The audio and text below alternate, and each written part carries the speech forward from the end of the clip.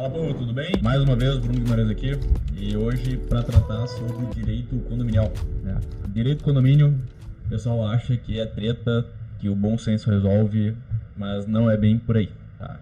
Nesse vídeo a gente vai tratar alguns tópicos, a gente vai entender os direitos e deveres dos condôminos, a importância do pagamento das taxas do condomínio, respeito às normas do regimento interno e a regulamentação interna do próprio condomínio, convivência entre os vizinhos, participação ativa na vida do próprio condomínio, né, do próprio conglomerado ali de unidades, o papel dos animais de estimação na convivência dos condôminos e a responsabilidade civil e criminal dos condôminos. Né. É um assunto assim, que eu particularmente gosto de lidar, haja vista que eu sinto na pele toda essa encrenca, né, o direito de condomínio. Ele impacta diretamente a minha vida, haja visto que eu também resido num condomínio fechado. E muitas das pessoas acham que só tem direitos, direito a isso, direito a aquilo, mas não entendem os seus deveres, tá? O direito do condômino, né, ele é sobretudo vinculado ao Código Civil brasileiro, né, Lei 10.406, salvo o melhor de juízo, e ao próprio regimento interno daquele condomínio, né? Então, em linhas básicas, né, o condômino ele tem o direito de usar, fruir e dispor da própria unidade, utilizar das áreas comuns e participar das assembleias e votação, né? Um pequeno parênteses, quando um imóvel é alugado, né, às vezes há disposição, né, dependendo do contrato de locação, de que o próprio inquilino participe daquela assembleia, haja vista que a vida a ser impactada naquele conjunto, naquela reunião, será dele e não do seu locador, tá? E em contrapartida, né, além dos seus direitos, o condômino ele tem o dever, né, de contribuir com as taxas de condomínio, seguir a instrução do regimento interno, não prejudicar a segurança, o sossego e a saúde dos demais moradores. Acredito, né, que na minha visão, né, o que mais pega em tudo isso, deveres que mais pegam para os condôminos é o sossego, né? Então, doutor, tem criança chorando, tem animal latindo, tem gente deixando o portão aberto, tem gente usando o imóvel, né, para fins de finalidade comercial, né, quando é um imóvel, né, quando é um prédio aí de caráter residencial. Então, tem aspectos aí que a gente vai dar uma pincelada.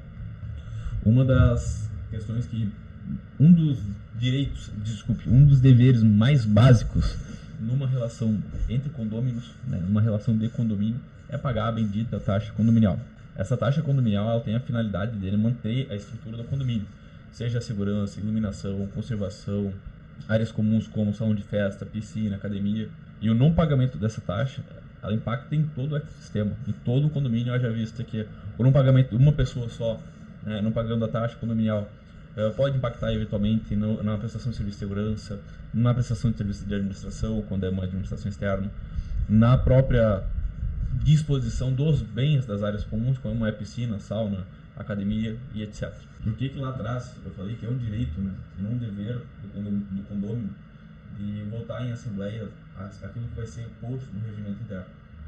Porque existem caracteres do próprio regimento interno que vão imputar ou afastar a responsabilidade do condomínio em eventual ato que aconteceu naquela localidade, naquele espaço, né, naquele território, desculpa. Por exemplo, né, a jurisprudência, né, que é o entendimento judicial massificado no Brasil, né, o Tribunal de Justiça canadense, paulista, gaúcho, mineiro, carioca e assim por diante, tem entendido que, vamos supor, né, uma bicicleta ou um automóvel furtado de dentro das dependências do condomínio, para que o condomínio seja responsabilizado, a necessidade de previsão expressa naquele regimento interno.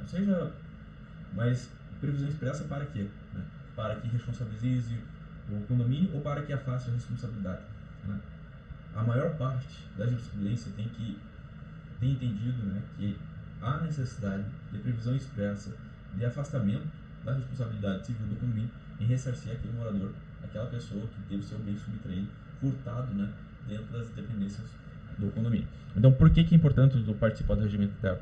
Porque no regimento interno que você, né, ou na votação, na assembleia, enfim, que você vai colocar isso em pauta e vai discutir se é um direito do condômino, ou melhor, é um dever do condomínio ressarcir ou não aquele prejuízo material ou, quem sabe, da própria saúde, da própria vida do condômino quanto a um fato, né, de uma violação, uma falha de segurança daquele conglomerado, né, daquele condomínio. Abordando um tema aí agora acerca que gera uma baita de uma polêmica, né? Criança, som, que é barulho, e animais no condomínio. Não tem uma regra geral, né, para dizer o seguinte: não pode, a criança não pode chorar das 10 da noite até as 7 da manhã. O cachorro não pode, o gato não pode latir ou miar das 10 às 7 da manhã. E barulho, né? Tudo tem a ver acerca, assim, ó, infelizmente, aí a gente vai apelar para um bom senso e harmonia naquele condomínio, né? Porque imagine o seguinte cenário: tu tem um vizinho que não faz qualquer tipo de barulho a semana inteira, mas no final de semana ele vai lá e fez uma festa e você chega com os dois, com duas pedras na mão atacando. Querendo ou não, vai ter uma desarmonia com aquele vizinho, né? Diferente seria se todo dia ou com uma certa frequência aquele vizinho tivesse um alto, fizesse com que o cachorro dele utilizasse as áreas comuns para satisfação das suas próprias necessidades. Quanto à questão de sossego, né, barulho, há a possibilidade de previsão no próprio regimento interno, obviamente, né? Mas previsão legal, a lei do sossego diz que, independente do horário, se houver perturbação da ordem, há a possibilidade de provocar a polícia para que interfira, mas o próprio regimento interno pode dispor de algumas adequações, tanto para sossego, né, que seria ali barulho, etc, tal, salão de festas principalmente, como também circulação dos próprios animais, que pode ser condicionado ali a utilizar não o elevador social, mas o de serviço, evitar circular com os animais, com os pets em determinados horários, né, sobretudo de maior movimento, dependendo do porte do animal, e assim sucessivamente. Essas questões de barulho, sossego, criança, animais, blá blá blá, em que pese tenha um forte amparo, vamos dizer assim, prevalência do bom senso, há a possibilidade, por meio das assembleias, ser estabelecida aí algumas regras de convivência, onde preferencialmente, né, os vizinhos tenham de seguir sob risco, sob pena de estar infringindo alguma daquelas normas e sendo sancionados, né, multados por eventual atitude reincidente, por exemplo, tá? Então, sobre responsabilidade civil, a gente já vai começar a tratar agora. A responsabilidade civil do condômino, né, ela, assim como qualquer outra responsabilidade civil, ela precisa ir dando nexo de causalidade e dolo, né, dolo ou culpa, para que o condômino, né, aquele usuário, ele seja responsabilizado civil ou criminalmente.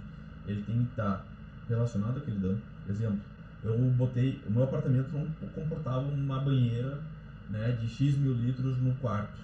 Eu fui lá e botei esse apartamento, essa banheira, e essa banheira causou danos, né, a toda a parte da estrutura física, seja do meu bloco, seja do meu andar, seja simplesmente do apartamento de baixo.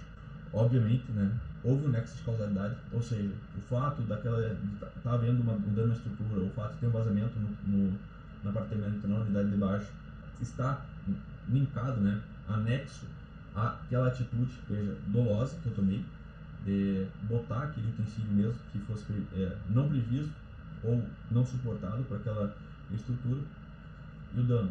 Então, havendo um conjunto desses três requisitos, né, dano, nexo, causalidade e culpa, né? Culpa realmente aquela forma de como você entende, nasce para aquele condomínio o dever de ressarcir o condomínio ou aquela unidade específica. A mesma coisa vale para a segurança. Se, por exemplo, nas regras do condomínio, ficou estipulado aí que não poderia o condômino deixar terceiros adentrarem, né, depois de tal horário. Por exemplo, terceiros que são alheios, né, ao condomínio, que não fazem parte da família do condomínio, não podem adentrar no residencial depois das 23 horas. Se essa pessoa, né, ou mesmo que fosse dentro do horário residencial, se essa pessoa causar dano a outra, o condomínio será responsabilizado, né, seja pela atitude, seja na seara civil, né, que seriam danos extrapenais, que estão além daqueles que são imputáveis, né, puníveis com o cerceamento da liberdade daquele indivíduo, como os próprios crimes com autoria ou autoria direta. Tá? Então, responsabilidade civil, basicamente a gente tem que vincular dano, nexo, causalidade e culpa, e assim a gente consegue, né, fazer com que aquela pessoa responsável indenize e arque com a penalidade que é ela prevista, seja pelo Código Civil, seja pelo Código Penal, ou seja mesmo pelo próprio regimento interno do condomínio. A gente fica por aqui, nos vemos no próximo vídeo e até mais.